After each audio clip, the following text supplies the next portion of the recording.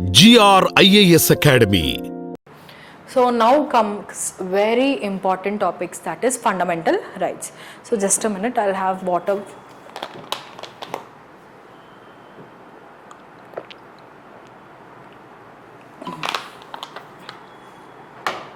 Excuse me, ma'am. Yes.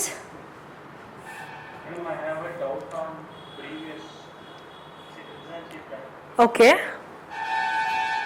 I didn't understand incorporation of new territory term. Can you please explain it again? Okay.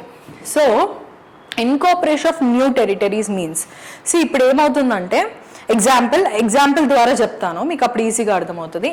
India and Bangladesh ఉంది, right? మనకి clear cut boundaries చాలా దగ్గర, right? So clear cut boundaries మనకి చాలా దగ్గర లేదన్నమాట. Like India Bangladesh అవ్వచ్చు, India China అవ్వచ్చు, ఇండియా పాకిస్తాన్ అవ్వచ్చు. మనకి దాన్ని ఫ్రాంటియర్ అంటాం అనమాట. అంటే బేసికలీ ఒక బ్రాడ్ ఏరియా, ఒక బౌండరీ లాగా ఉంటుందన్నమాట. ఓకే, సో అప్పుడు ఏమవుతుంది, ఈ ఏరియా బేసికలీ నెగ్లెక్ట్ అవుతుంది అనమాట. ఇది ఇండియా అనుకుందాము. Okay, this is India and this is Bangladesh.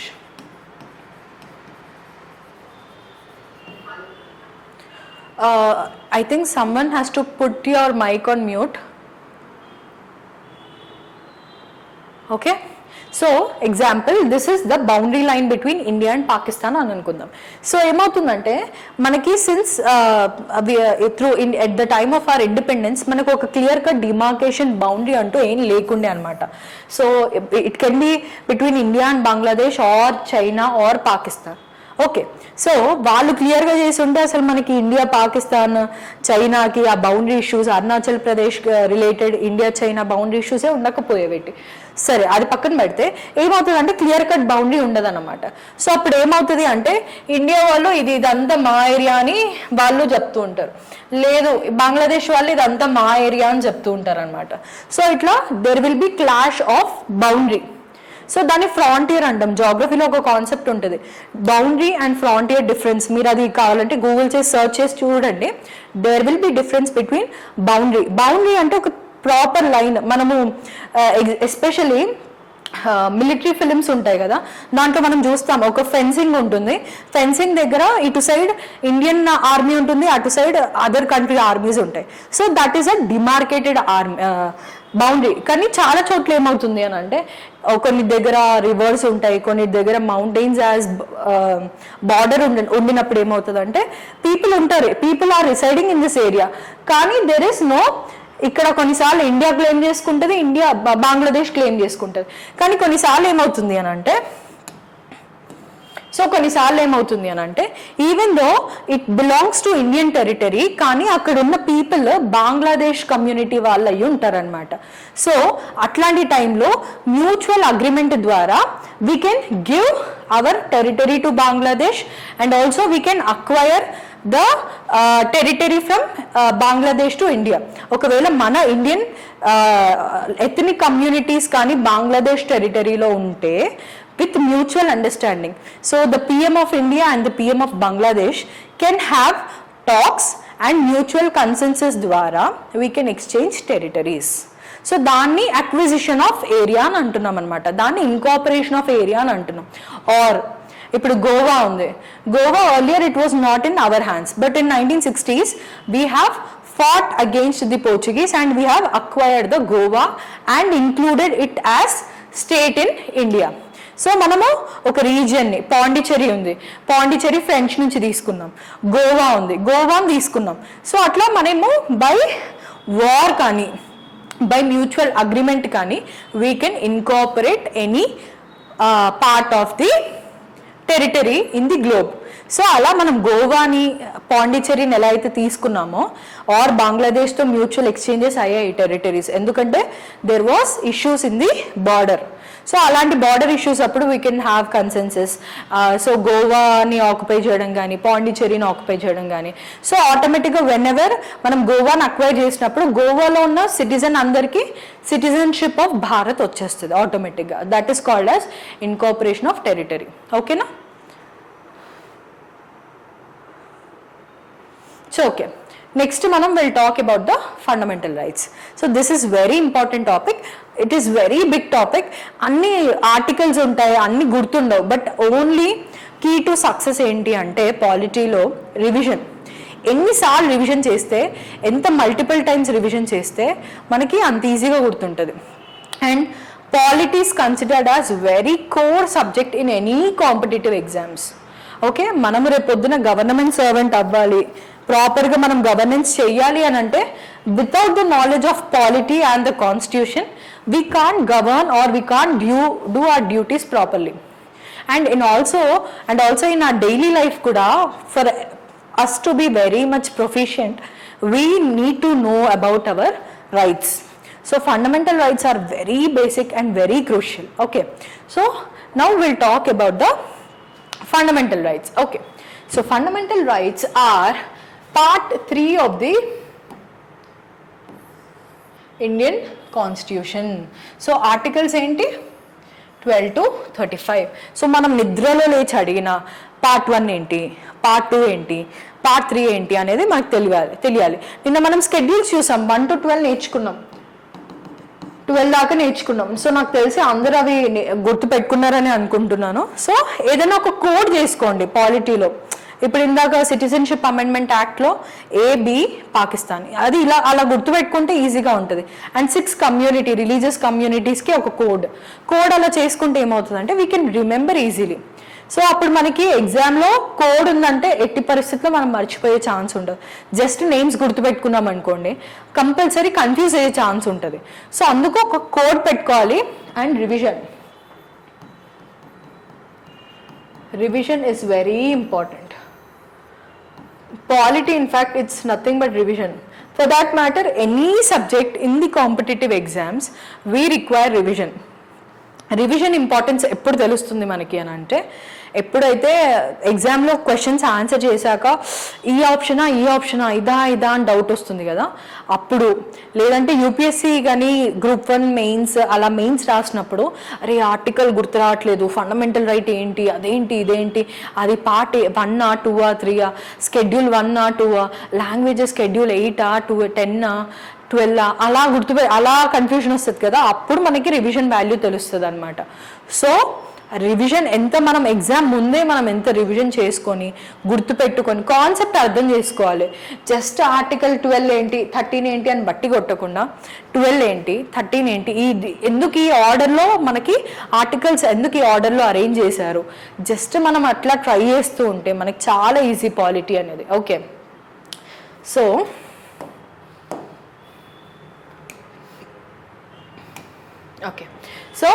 fundamental rights, part 3 of the constitution, and from articles 12 to 35.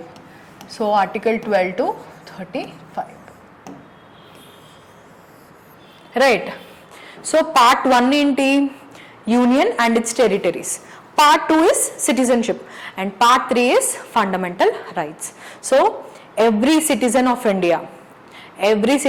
of India is empowered and has right to fight for his fundamental rights, which are very fundamental in nature, which are very basic. అంటే అది నీ basic అబ్బా, ఇంకా నువ్వు అసలు అది compulsory అనమాట నీ లైఫ్లో, దానికోసం నువ్వు కష్టపడక్కర్లేదు. రైట్ టు స్లీప్, సరిగ్గా నిద్రపోవడం అనేది నీ రైట్. సో నువ్వు 8 hours of sleep is very good for you. So for health purpose నీ రైట్. నిన్నెవ్వరు పోనీయకుండా నిన్నెవరు ఆపలేరు. నువ్వు if anyone is stopping you from sleeping, you can sue them directly in High Court or in Supreme Court. Okay, so part 3 of the Indian constitution from articles 12 to 35. And inspiration, ఎక్కడి నుంచి inspire అయ్యారు అంటే source మీకు చెప్పాను already first క్లాస్లో. Indian constitution has adopted all the unique features from the foreign constitutions అని చెప్పాను. So అలాంటి ఫండమెంటల్ రైట్స్ మనం ఎక్కడి నుంచి తీసుకున్నాము అని అంటే, we have taken it from Bill of Rights of USA. యుఎస్ఏలో బిల్ ఆఫ్ రైట్స్ అంటాం అనమాట, యుఎస్ఏలో ఫండమెంటల్ రైట్స్ని. సో అక్కడి నుంచి ఇన్స్పిరేషన్గా తీసుకొని we have formulated fundamental rights for hour citizens. Okay, So originally there were 7 fundamental rights, okay, but presently there are 6 fundamental rights. నేను మీకు ముందే చెప్పాను రైట్ టు ప్రాపర్టీ అనేది డిలీట్ చేశాము అని చెప్పేసి. So 44th constitutional amendment act 1978లో మనము రైట్ టు ప్రాపర్టీని ఫండమెంటల్ రైట్ నుంచి లీగల్ రైట్గా చేసాం. సో డిఫరెన్స్ ఏంటి? Fundamental right, legal right. Legal అంటే ఏంటి? లీగల్గా వెళ్ళొచ్చు అంటే కోర్టుకి వెళ్ళొచ్చు, కోర్టులో ఫైట్ చేయొచ్చు. మరి ఫండమెంటల్ రైట్స్ కూడా నేను కోర్టుకి వెళ్ళి ఫైట్ చేయొచ్చు అని చెప్పాను కదా. డిఫరెన్స్ ఏంటి అని అంటే ఫండమెంటల్ రైట్స్ నువ్వు ఎప్పుడైతే ఎవరైనా నిన్ను డిప్రైవ్ చేస్తే, రైట్ టు ఎడ్యుకేషన్ కానీ, right to sleep, right to environment, ఇట్లాంటి లైక్ 12 to 15 ఏదన్నా వయోలేషన్స్ జరుగుతాయి ఫండమెంటల్ రైట్స్లో, నీకు డైరెక్ట్గా you can approach high court or supreme court. But whereas for the legal rights you have to go from the lower courts. So first you have to go to the district court. నీకు అక్కడ న్యాయం జరగకపోతే again the above court, ఆ తర్వాత again the above court, then you have to reach the High Court. అక్కడ కూడా if you're not satisfied then you have to appeal it to the Supreme Court. So ఒక hierarchy ఉంటుంది ఇక్కడ. So from lower to you are going to reach High Court and then Supreme court. But whereas for fundamental rights directly you can sue any person in the High Court or the Supreme Court for violation of fundamental rights. For legal rights you have to follow the hierarchy. Okay, so this is the difference between fundamental rights and the legal rights. So meeku ardham avutundane nenu anukuntunnanu. Right, next so there are presently we have 6 fundamental rights. Right to property was deleted by 44th Constitutional Amendment Act 1978. So presently right to property anedi legal right which in which article mentioned in 300A. Legal right mentioned in article 300A, capital A.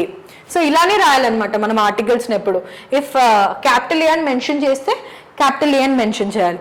లేదు 19 clause 1 clause A అని అంటే small ఏ అక్కడ వస్తుంది అనమాట.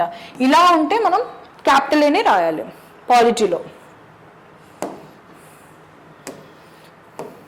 Next so this is considered as magna carta of India. ఎందుకు రాయట్లేదు? Okay, so magna carta of India అంటే దీనివల్ల so this is magna carta is something which deals about the liberty rights of the people. Okay, so దీనివల్ల మన సొసైటీలో there has been tremendous increase in the liberty and freedom anamata. So mana fundamental we have right to talk, we have right to express, we have right to move all over the India, we have right to reside etc. So itlantivanni manaki options fundamental rights ద్వారా government provide చేయటం వల్ల మనకి personal Liberty అనేది చాలా పెరిగింది అనమాట. So magna carta of India అని consider చేస్తాం. So it promotes political democracy. So universal adult franchise article 326 ఏం చెప్తుంది మనకి? 18 years వచ్చిన ప్రతి ఒక్కరు ఓట్ వేయచ్చు అని చెప్పారు. అదే బ్రిటిషర్స్ టైంలో ప్రతి ఒక్కరికి ఓటింగ్ ఛాన్స్ ఉందా, ఓటింగ్ రైట్ ఉందా? No. Who are elite, who are zamindars, who are involved in the trading communities only they were given franchise. But మనకి ప్రతి ఒక్కరు irrespective of the religion, their community, their background or their descent or the place where they reside or their economic status or their social status, ప్రతి ఒక్కరు పేదవాళ్ళు in fact చదువుకొని వాళ్ళు ఎక్కువ vote చేస్తారు మన దగ్గర. So that is the sad phase of education in India. అంటే we are having knowledge but we lack wisdom. మనం చదువుకుని ఎంపవర్ అయ్యాము, మనకు నచ్చిన వాళ్ళని ఓట్ వేయాలి అనే మెచ్యూరిటీ మన సొసైటీలో తగ్గిందనమాట. మనం చదువుకుంటున్నాం, మనము సాఫ్ట్వేర్ అంటున్నాం, గవర్నమెంట్ ఎగ్జామ్స్ అంటున్నాం, అంతకెందుకు మన కాంపిటేటివ్ ఫీల్డ్లో ఉన్న వాళ్ళే చాలామంది ఓట్ వేయరు.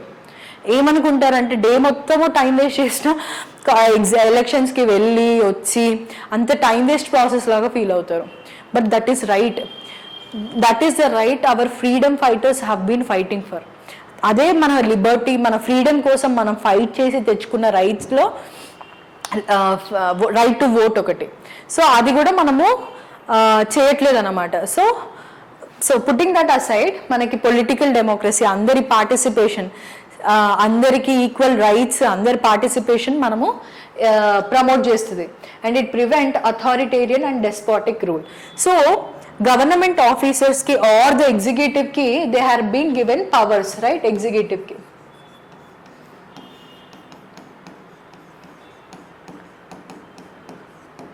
ఓకే. సో మనకి what in the fundamental rights we have the provision for judicial review and writ jurisdiction. Writs ఉంటాయి, 5 types of writs, and Supreme Court judicial review article 13 and High Court article 226. So ఇవి ఏం చేస్తాయి అంటే, whenever the judicial reviewలో ఏమవుతుంది అంటే, whenever there is an act which is not in accordance with the constitution or the fundamental rights, ఆ యాక్ట్ని, ఆ లెజిస్లేషన్ని కొట్టేస్తారు అనమాట సుప్రీం కోర్ట్ కానీ హైకోర్ట్ కానీ. That is the judicial review. Review అంటే ఏంటి? బాగుందా బాగాలేదా. సో ఒక యాక్ట్ వచ్చింది, ఆ యాక్ట్ బాగుందా లేదా. బాగుండటం అంటే ఏంటి? Is it in accordance with the constitution or not, is it in accordance with the fundamental rights are not అని చూసి, if it all the fundamental rights or the constitutional provisions are violated, it is declared null and void.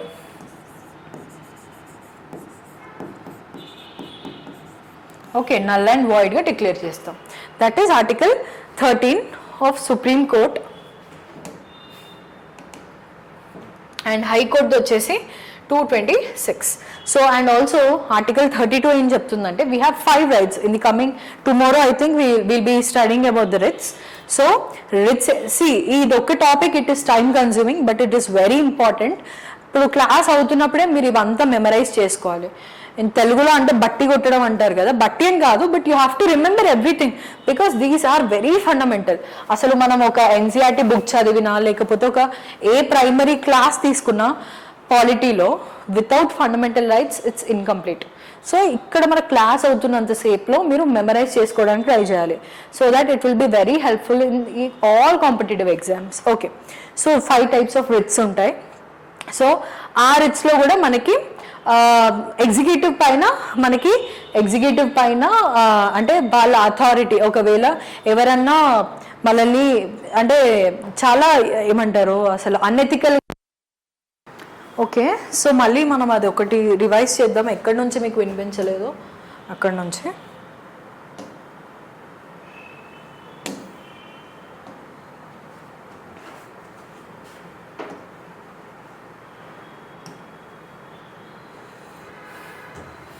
So okay, prevent authoritarian and despotic rule, right? And next, they place limitation on legislature and executive. So indaka nenu meeku cheppinattu, we have the concept of judicial review and writ jurisdiction. So dani valla we can have proper limitations on the role of legislation and the executive. Okay, through judicial review, legislature can be controlled, and through executive can be controlled by writs. Okay, so now we'll go into the fundamental rights. So there are 6 fundamental rights. Originally there were 7 fundamental rights, but now we have 6 fundamental rights. So number 1 is right to equality from article 14 to 18.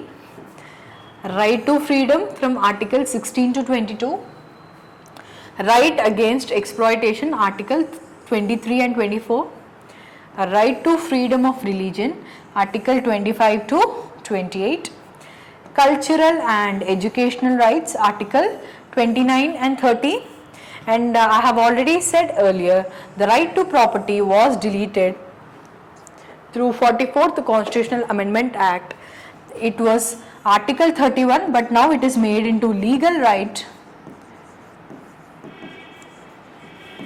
300A, article 300A.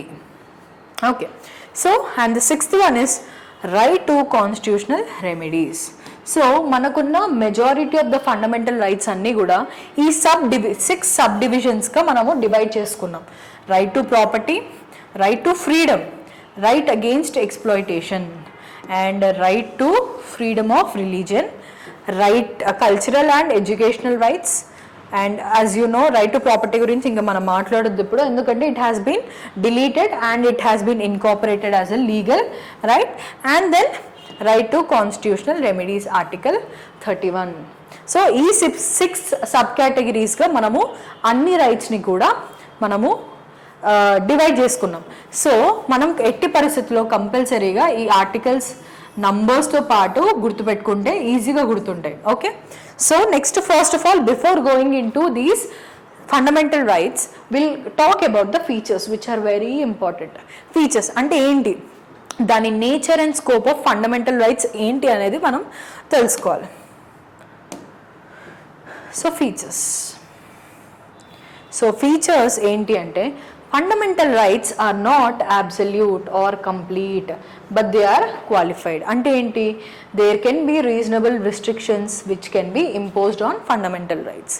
అంటే ఇప్పుడు మనకి right to freedom ఉంది కదా అని చెప్పి నీకు నచ్చినట్టు నువ్వు సొసైటీలో నచ్చినట్టు చేయలేవు. There can be certain restrictions or certain impositions posed on the citizens. Okay, yes, so what I was telling is fundamental rights are not absolute. నీకు నచ్చినట్టు మనం చేయడానికి లేదు. we have having certain restrictions. Okay, so ఇప్పుడు freedom of press ఉంది కదా అని నీకు న్యూస్ పేపర్ ఉంది అని చెప్పి దాంట్లో ఇది ఇలా అయింది అది అలా అయింది, ఎందుకు మనకి డెమోక్రసీ, ఎందుకు మనకు ఒక డిక్టేటర్ కావాలి, అది ఇది అని చెప్పి, లేదంటే టెర్రరిజం ఇన్సర్జెన్సీని రెచ్చగొట్టేటట్టు సొసైటీలో పెన్ అండ్ పేపర్కి చాలా ఏమంటారు చాలా వాల్యూ ఉంటుంది సొసైటీలో. It can influence people to the most అనమాట. ఓకే, సో నీ ఆర్టికల్స్ నీ పేపర్ పబ్లిషింగ్ ద్వారా నువ్వు పీపుల్ని ఇన్సర్జెన్సీకో లేకపోతే నక్సలిజంకో లేకపోతే టెర్రరిజంకో you shouldn't promote those kada. So it is the responsibility of government to impose certain restrictions so that it will lead to well-being of the society.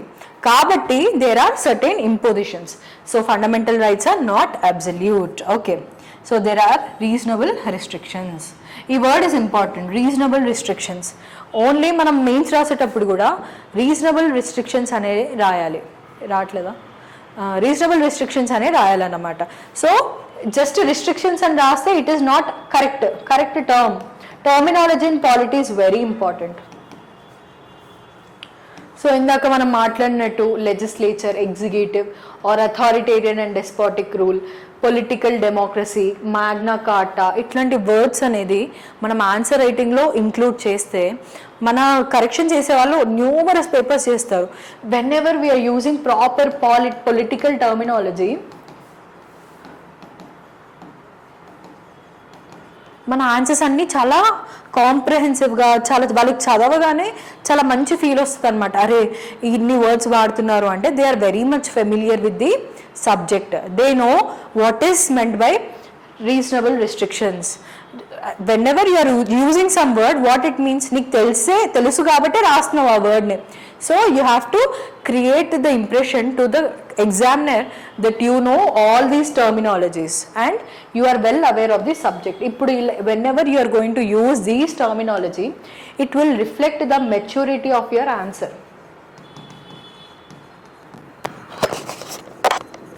So నీ ఆన్సర్ యొక్క మెచ్యూరిటీ నీ టర్మినాలజీలో, నీ వర్డ్స్లో, నీ ప్రాక్టీస్లో అన్నీ తెలుస్తుంది అనమాట. So please try to learn these terms here it self. ఇది just NCERT foundation కదా అని చెప్పి మీరు జస్ట్ ఏముందిలే జస్ట్ చదువుకొని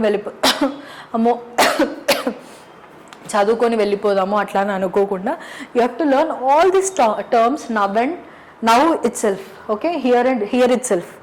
next, so available against the arbitrary action of the state. Arbitrary action అంటే ఏంటి, మనకి నా దగ్గర పవర్ ఉంది, నేను ఏం చెప్తే అది చేస్తాను, నేను గవర్నమెంట్ సర్వెంట్, అరే నేను డిస్ట్రిక్ట్ కలెక్టర్ని, నాకు నచ్చినట్టు నేను చేస్తాను అంటే దట్ ఈస్ ఆర్బిటరీనెస్ అనమాట. అంటే because I'm having power I'm imposing it on every one.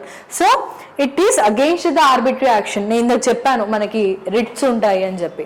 So writs ఉంటాయి కాబట్టి you are subjected to scrutiny, you are subjected to scrutiny and you are subjected to violations. So నువ్వు ఎప్పుడైతే violate చేస్తున్నావో నీకు compulsory దాని related punishments జరుగుతాయి. So you can't execute the arbitrary actions అనమాట. So of course with few exceptions ఉంటాయి. So మనం ఏం గుర్తుపెట్టుకోవాలంటే fundamental rights are not absolute. Fundamental rights